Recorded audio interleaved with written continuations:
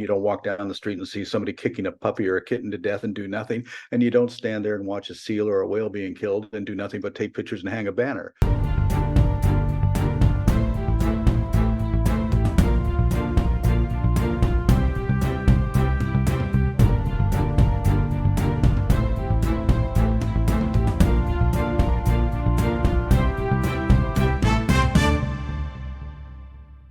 Hello, listeners. I'm Staci-lee Sherwood from Reality Checks with Staci-lee, coming to you on All About Animals Radio. Now, if you think animal issues are just about animals, well, no, they also involve politics and economics, so they really do affect all of us. So I hope you learn a little something today and maybe be motivated to act and enjoy the show. So with that, today's guest is Captain Paul Watson. And for those who haven't heard of him, he's had quite the career. Spanning over 50 years, he is best known for influencing public opinion about whale hunting when he was with Greenpeace. In 1977, he founded Sea Shepherd Conservation, first in Canada and then Sea Shepherd Conservation in the US. Now, having parted ways back in 2022, he then founded the Captain Paul Watson Foundation. So, Captain Watson, welcome and thank you for being here. Well, thank you for having me. It's great to talk to you. So, for those who aren't familiar with your illustrious career, let's just get started briefly with your departure with Greenpeace. I believe that you said that you had parted ways because Greenpeace was more docile and you wanted to take more of a direct action approach. Well, I was a co-founder of Greenpeace, but in 1977, I was the campaign leader on the seal campaign in Eastern Canada. And there was a point where a sealer was about to club a baby seal, and I ran forward, grabbed the club from his hand and threw it in the water and picked up the seal, took it to safety. And Greenpeace, after the campaign, said that I had stolen the man's property and had vandalized his property.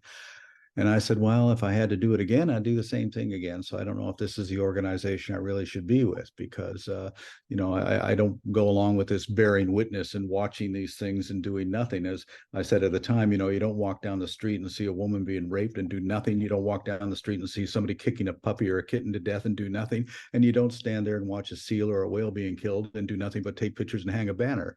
So that's why I had to leave. And I set up Sea Shepherd with a specific strategy, which I called aggressive nonviolence, which means we're going to aggressively intervene, but we're not going to injure anybody. And after 50 years, I've not injured anybody. Nobody's ever been harmed in any of our campaigns, but we shut down literally hundreds and hundreds of illegal activities. Now, let me ask you a question about the seal huts in Canada. In 2023, it's hard to imagine that this still goes on. It's hard to imagine people are still wearing fur with all the information. What do you think it would take to finally end that? Well, the sealing industry is dead, and it has been dead since 2008 because there's no market for the seal pelts. It only continues to exist because of a $20 million subsidy from the Canadian government to the sealers every year. The quota is still 400,000 seals, but they kill about 40,000, about 10% of that. And the reason being is that there's just what are they going to do with all these pelts? And so they sit in warehouses right now, what they get. And it's just a glorified welfare program. And what's it going to take? I guess getting rid of the Trudeau government. They're the ones who are responsible for it. Justin Trudeau could end it if he wants to, but he likes those votes in Newfoundland, and he just caters to their whims on that particular thing. But, we don't interfere anymore after 2008 for a very specific reason, because the government would love us to interfere, because that would then stir up all this nationalistic fervor and everything else. And we're just trying to see it die an economic death, which is what it should be doing. And it already has done that if we can just get rid of those subsidies. Wow. Yeah, I mean, I remember seeing the pictures of the horrible pictures and unfortunately some of the videos of the clubbing of the baby seals. And I just couldn't believe, well, actually knowing human nature, I could believe, but at the time I was very young and I couldn't believe how somebody could see that and think, oh, I still want a fur coat, or how that's okay in this day and age. So I did want to ask you a question about Sea Shepherd, because you're most known for Sea Shepherd. And I know that you parted ways, but I just wanted to clarify, you parted ways with Sea Shepherd Conservation Society USA, but you are still involved with Sea Shepherd Global in Amsterdam, is that correct? No, not No. anymore. Oh, not I anymore. was Okay. I was forced out of Sea Shepherd USA because they changed their policies and their focus. They wanted to. They said I was. Well, they actually referred to it as the Watson problem. That I was too confrontational. I was too controversial. That they wanted to work with the government in Mexico, and I was a problem for them because of that. So I actually resigned from them because I was still with Sea Shepherd Global. And then in September of last year, I get an email from Alex Cornelissen from Sea Shepherd Global, who is one of the 6 directors, myself being one. And the email just said, "You're hereby dismissed from the global board." There was no meeting, there was no discussion, there was no vote. Lamia Samlami, as the president of Sea Shepherd France, was also a director, and she was quite angry about this whole thing. And she rebelled against that. Also, kept asking questions they refused to answer. And so, in January of this year, she was dismissed without a vote, without a discussion. So, 4 men, Alex Cornelissen, Peter Hammerstedt, Geert Bonds, and Jeff Hansen, now control what they shouldn't be able to control, because Sea Shepherd Global was set up to coordinate ships and campaigns. It was never set up to control the movement. I set it up to be a movement of independent entities, whether it be Italy, France, US, New Zealand, Australia. But these 4 have now taken control of the whole thing, and they're suing Sea Shepherd France using donor money to do it. They're suing me. They're saying that I'm violated their trademarks, and now I'm prohibited from wearing any Sea Shepherd paraphernalia, even though I designed the logos. I'm not even allowed to post any pictures from our campaigns on social media. They say all the archives, all the photos and films belong to them. And so they've already restricted my Facebook account 3 times because of posting things which they thought belonged to them. The latest one, and I'm still actually restricted, is I posted a picture of one of our supporters who was a campaigner in the Faroe Islands in 2015. And they said that photograph belongs to us. And without even consulting me, they had Facebook restrict the campaign. It's almost like 1984, because they're erasing everything about me on the social media, on the websites. They've erased 400 pages of history. Oh my God. Because Lammy and I were asking questions they didn't want to answer, like question number 1: why are you collaborating with the Austral Fishing Company in Australia, and why are you collaborating with Marua Daichiro Fishing Company in Japan? Right. And they refuse to answer that. The reason they're doing this is because they're getting donations from these companies. Yeah. And why? The other question: why have you hired an Israeli security firm to, which has got a very bad reputation, to be working with you on these ships? Question number 3: what's happening with these African campaigns, these collaborations you have with corrupt African nations, where you're not accounting for what's happening to the vessels? You say you put out all this publicity, we stop this ship and from poaching and everything, but what happened to the poachers? So you don't tell anybody. When we Right. looked into it, it's like they're held for a week, their wrists are slapped, and they're back out there fishing. So it's all smoke and mirrors, really. And but the main thing is that Sea Shepherd, I set it up as a movement, and that movement has been hijacked and is now being controlled by just four men there, plus one of them, and the one in the United States who controls Sea Shepherd USA is a Floridian property developer who has hunting fishing licenses in Alaska and Florida. And he's the guy in charge of it right now. And he's like packed board of directors with people. I don't even know who these people are. They're all friends of his. One of them, by the way, is a dolphin trainer. Dolphin trainer. Yeah, Well, Diana Roos. yeah, Florida is a bastion of animal cruelty. As you know, Florida is just between the bear hunt and what they're doing to sea turtles, and we have more dolphins in captivity than in the wild or in captivity the rest of the country. I mean, we also have tigers and lions here as pets. I mean, Florida is terrible, so it comes as no surprise that someone from that background in Florida would be running Sea Shepherd USA. That obviously doesn't bode well. But let me circle back to something that you said that caught my attention. You said that an Israeli security team was working with Sea Shepherd. Yeah, they've hired this Israeli security Oh, team Lord. as a protection crew on board the ships on the African coast. But Okay. it's a very suspect group, and they're even under investigation in Israel. But the thing is that the security team began calling the shots to the crew, and they've had a few of their captains quit because of this. Because they're no, why are we captains of these ships when the security team's telling us what to do and what they can't do? And this security team's liaisoning with governments in Africa, which are pretty corrupt, really. For instance, why is Sea Shepherd working with the government in Namibia? The Namibian government is killing seals. Right. Right. Probably the second largest seal hunt on the planet. Why are they working with Tanzania, Liberia, and the countries that are supporting Japan at the International Whaling Commission? Right. This is what by calling them out on these things is one of the reasons that they called it the Watson problem. I was basically told to shut up, and they'll pay me a lot of money if I just shut up and be a figurehead for something that I didn't agree with.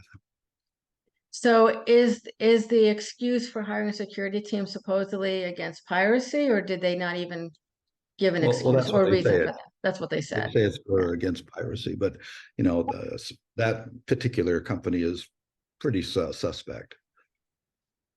Anyway, when I was running the ships, we had our own security.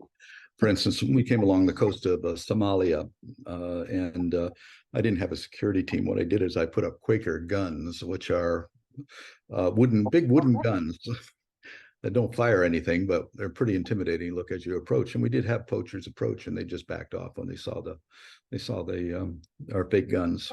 In fact, we were so authentic that a U.S. Black Hawk helicopter flew over and identified us or called out to us and referred to us as a Dutch warship because we were flying the Dutch flag, but the ship was painted with the camouflage colors and had a big 77 on the bow, plus all these fake guns.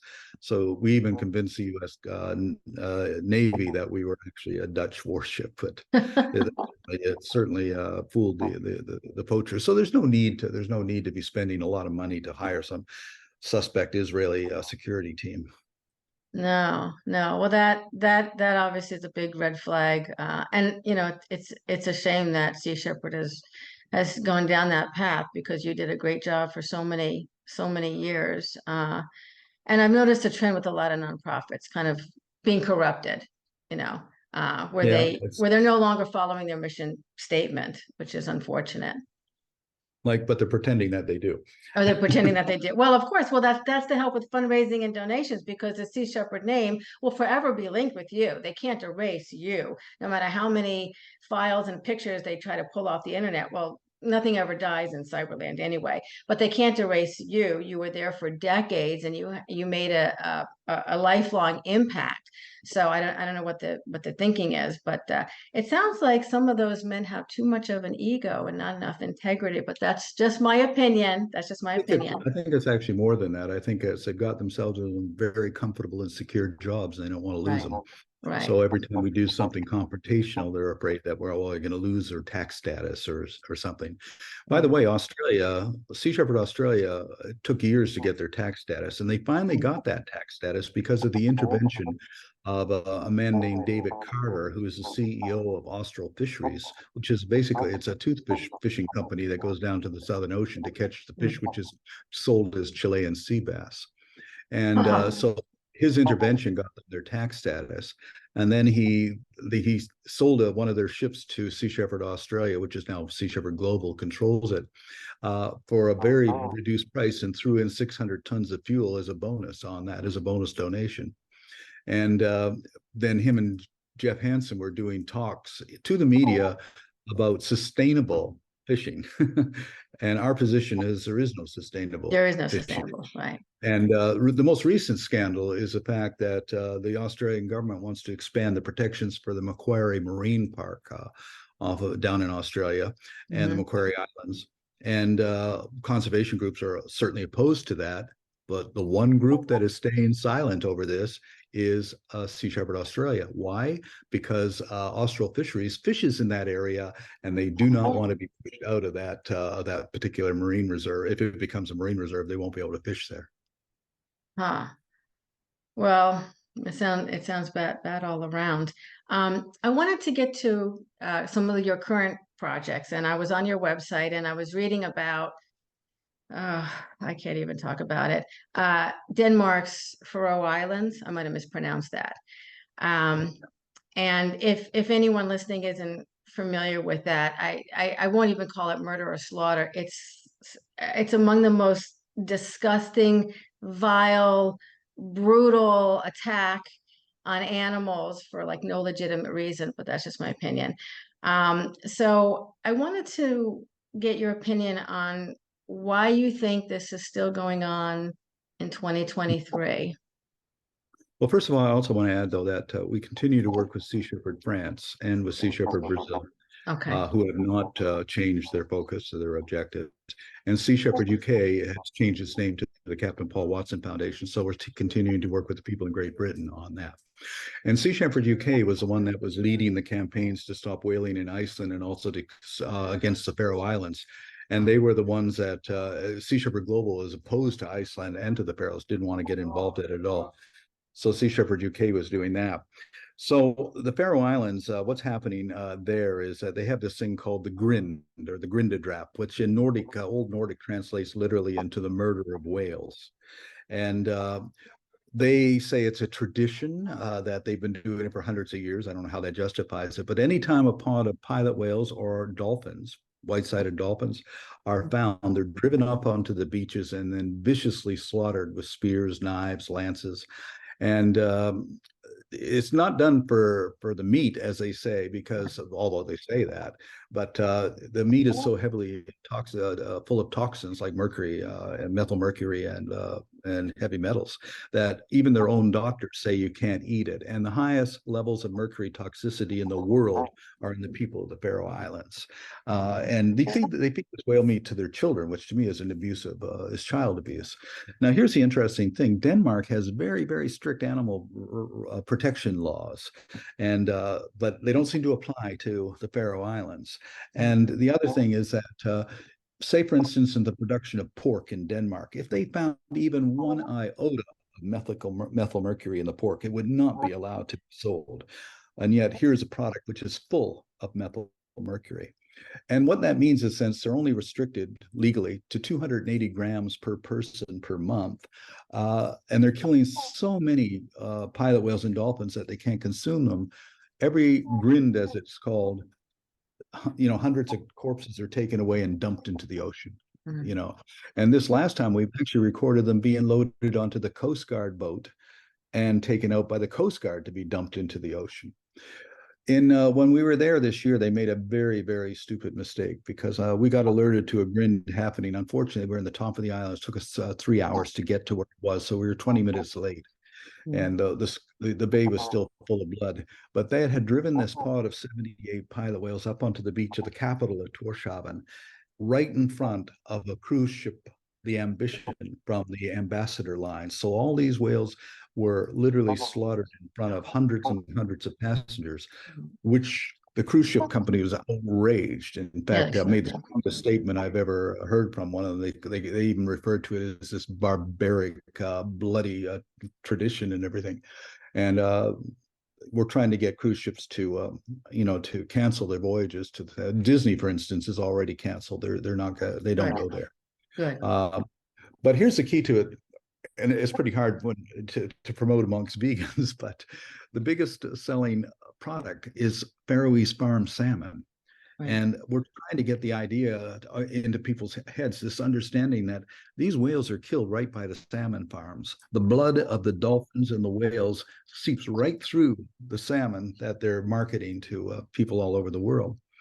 And the rotting corpses of the pilot whales and dolphins are sitting right beside and not very far from the place where they're raising these farm-raised salmon. So the campaign we're trying to get underway right now is to boycott Faroese farm salmon. Like I said, it's pretty hard to boycott if you're a vegan, but we're trying to promote that amongst people who do eat fish, for instance. To go, if you know of a restaurant or a fish market that sells Faroese farm salmon, to approach them and say, could you please not do that?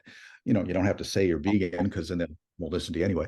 But if you just say, can you buy your farm salmon from, say, somewhere else? Not even buy farm salmon's horrible anyway. buy it from Alaska, where it's wild caught salmon and it's raised from hatcheries or whatever. It's probably the only place where you could actually justify it. But farm raised salmon in itself is a real problem because, you know, it takes about 70 fish out of the ocean to raise one farm raised salmon. And the industry is full of antibiotics and heavy toxic chemicals that are used to keep the fish from dying from diseases. And the problem was that they transmit these diseases as zoonotic transmission of viruses from the farms into the indigenous salmon populations, which causes incredible problems. This is the reason the state of Alaska bans farming of salmon. They say it's extremely destructive, and it is. It's extremely destructive marine environment. It kills anything in the ocean around within a kilometer of a salmon farm is killed by the toxins that are put into the farms.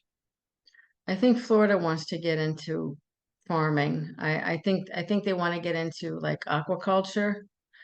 Yeah, I don't think they can do farm raised salmon though because of the temperature difference. But you know, there are other things they can do, of course. Yeah, I don't recall what it is exactly, but they were kicking the idea around. And of course, Florida water is among the most polluted between the red tide and the blue-green algae, and we still dump human poop in the ocean, so it would be like the worst place you could ever raise anything. But you know, if it's a bad idea, Florida will we'll try to do it. I never see the day that Sea Shepherd would be supporting so-called sustainable fishing. There's no such thing as sustainable fishing. Our oceans are dying, and they're being overfished, overexploited. The ocean's full of noise pollution, chemical pollutions, plastic pollutions, on and on. At the COP21 conference in Paris, my speech to that conference was what we need to hold a moratorium for at least 100 years.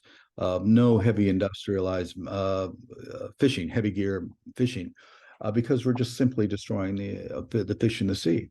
Every single commercial fishery is in a state of collapse, and it's going to. And the fact is the problem is that we adapt to that diminishment. We just accept it and we move on to something else.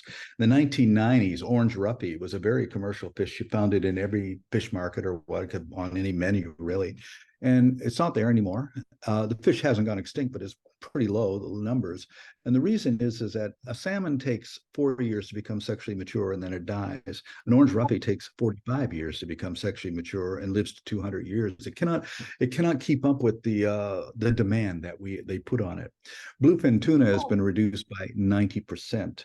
So now it's the most expensive fish in the world. One bluefin tuna averages $75,000 for one fish on the Japanese market, and some of them sell for over $1 million on that. And because the problem is scarcity translates into demand, and demand translates into higher profits. So what we're talking about here is the economics of extinction, driving entire species to the brink of extinction in order to profit from their scarcity. And that's the major problem. Excuse me.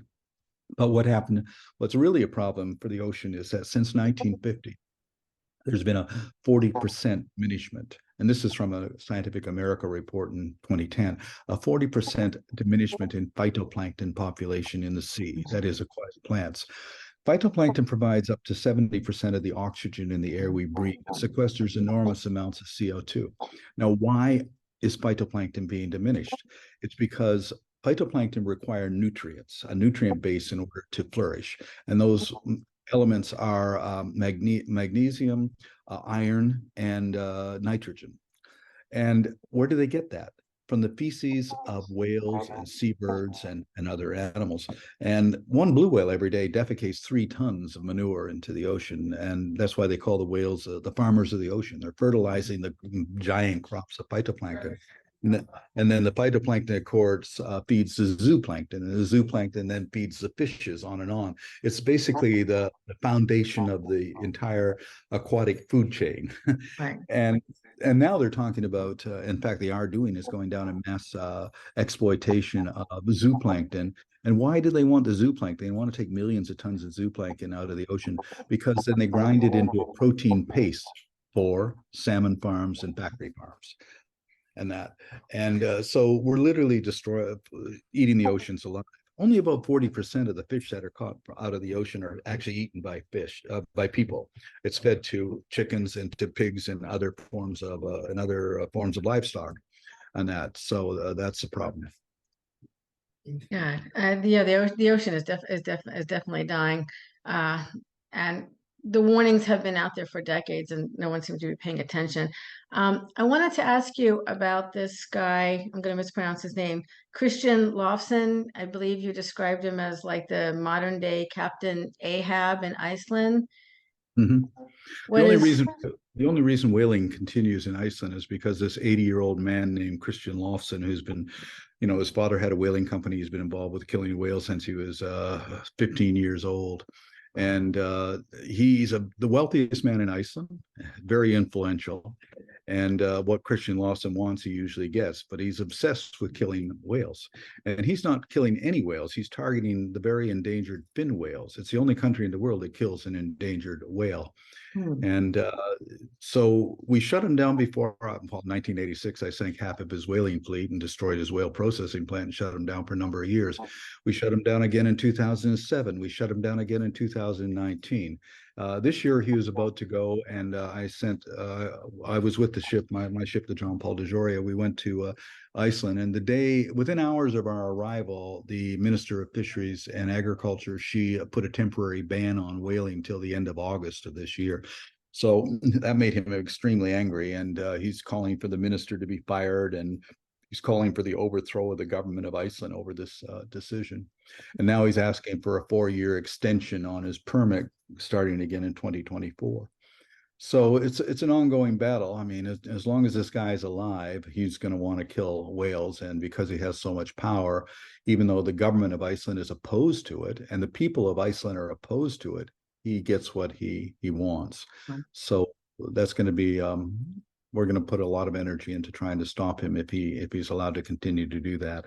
And we're also going to put a lot of energy into trying to to stop the slaughter of the pilot whales and the dolphins in the Faroe Islands, in addition to organizing a really powerful boycott of Faroese farm salmon, also putting up ads around, so calling attention to what's happening there, getting cruise ships to stop their, going there. And so it's a long struggle, of course. Of course, in the Faroe Islands, I'm considered to be a terrorist for my opposition to this. This year, when we went there, the Faroe Islands put an order that we weren't approached within 12 miles of the coast of the Faroe Islands. Mm-hmm. And I respected that order up until a grin was called. Then I just went right in, and then I went back out again, and then they called it another grin, and I went back in again. And this time, a pod of whales were able to escape. But for doing that, for entering their waters without their permission, they then took us to court. Didn't get a summons, didn't even get a chance to get a lawyer, but they held the court case, Danish judge, Danish court. And of course, they found us guilty. And we were fined $23,000 for going into the waters, which seems pretty excessive for such a minor charge. And every one of our crew members was fined $600. That's 27 crew members are fined $600 for illegal immigration. But nobody set foot in the Faroe Islands. We were just passing through their waters. But we're appealing that, of course. But the law sides with the whalers every time. A few years ago, we intervened against a driving of a pod of orcas that were being driven towards the shore. Sent a small inflatable boat to intervene, get in their way, and they were able to get to stop them. But then our crew on that boat were then charged with, get this, cruelty to animals. But I'm sorry, And what?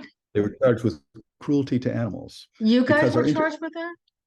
Because our intervention caused stress to the animals that were about to be killed. And when we pointed out in court that the whalers were doing the same thing, we were just trying to stop them from doing it. The court said the whalers are exempt from the cruelty to animal regulations, but you are not. It's the same in Canada if you witness, photograph, or film or approach anybody killing a seal, you're arrested in Canada under what is called the Seal Protection Act. No sealers have ever been arrested under the Seal Protection Act, only journalists and animal rights people and environmentalists. So the Seal Protection Act doesn't actually protect the seal from abuse. It just protects the abusers from people trying to document the abuse, basically. Yeah, and when you go to court, you're charged with the Seal Protection Act, and people's first reaction, well, what were you doing to the seals? Right. Oh my God, That the was insanity. Pierre Trudeau's very brilliant way of dealing with it. Pierre Trudeau and now his son are probably the biggest problems when it comes to animal welfare abuse and Native Indian abuse in Canada. Yeah, I've been reading about some of that too. So I wanted to get your opinion. You look at Japan and Denmark and Iceland, and I think Norway still hunts whales too. And these are all modern countries. They want to be, involved in global trade. They want to be seen as enlightened and all of that, as opposed to, third world countries. And it seems to me, because I'm also been an activist since I was in high school in the 80s.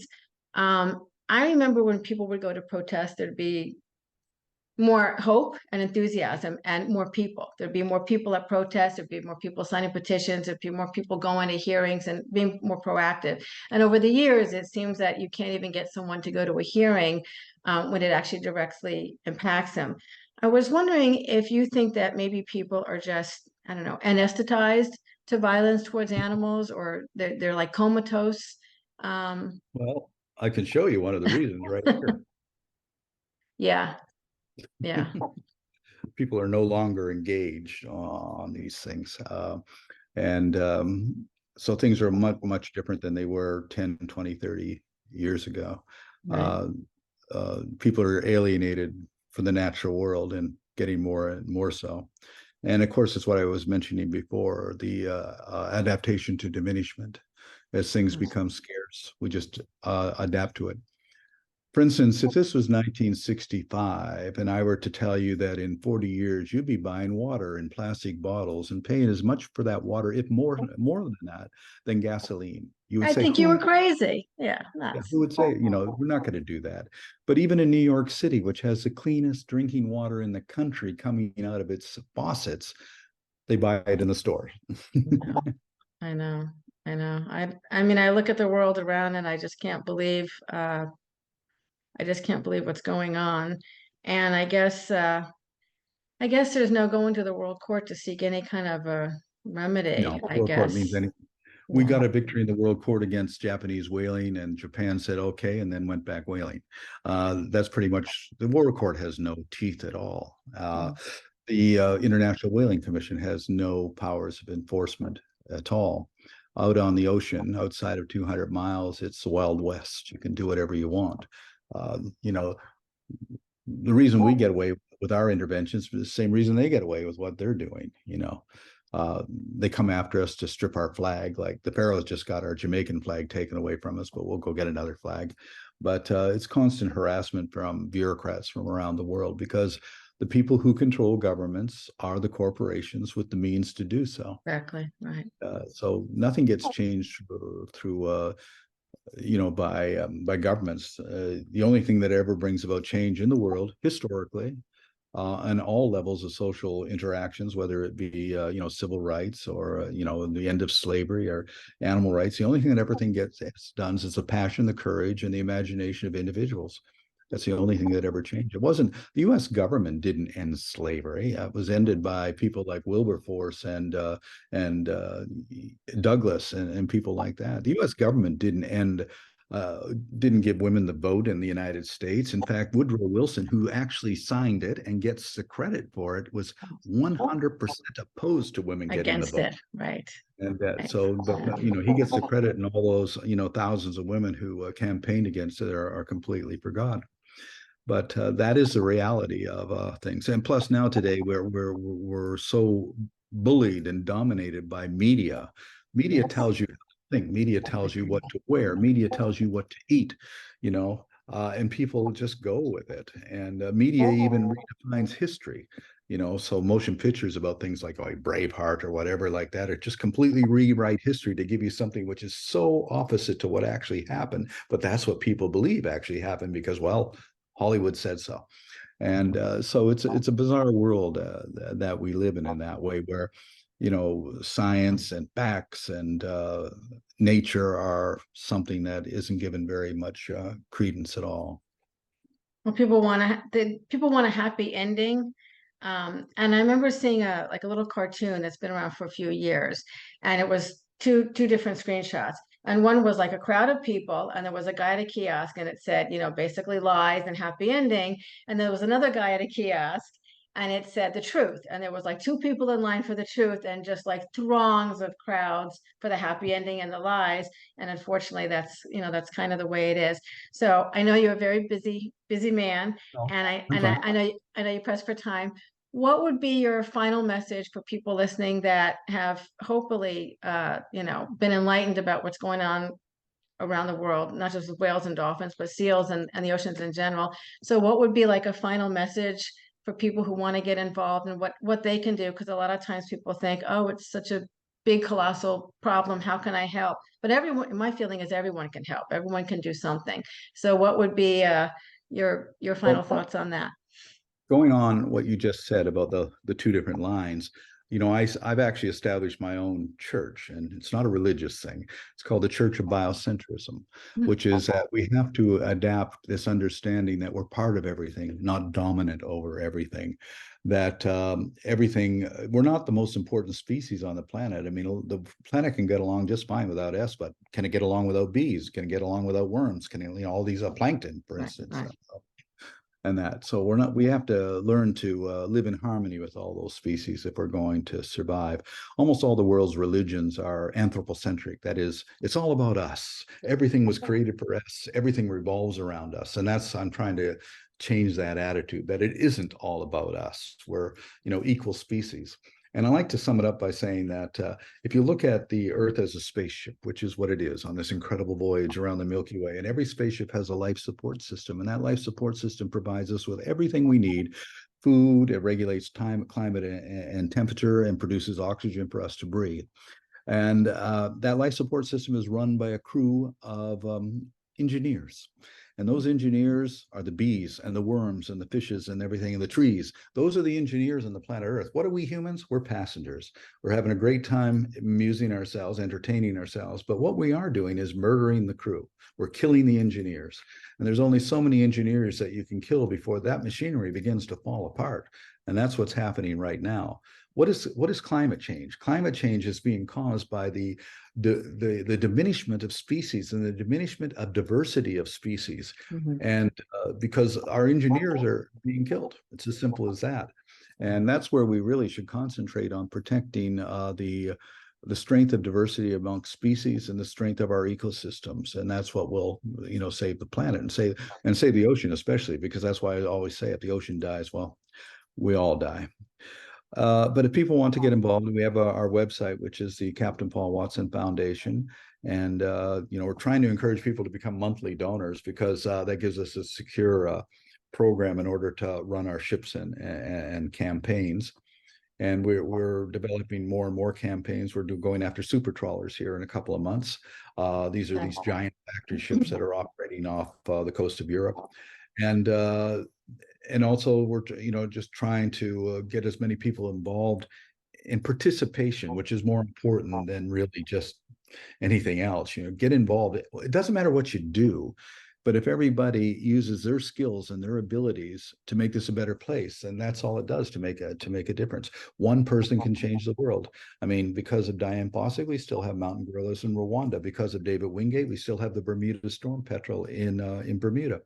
And look at Greta Thunberg, one high school girl was able to accomplish and that. So people just have to understand that they have the power to make that change and to do what needs to be done. And that means focusing on a particular ecosystem or focusing on a particular species.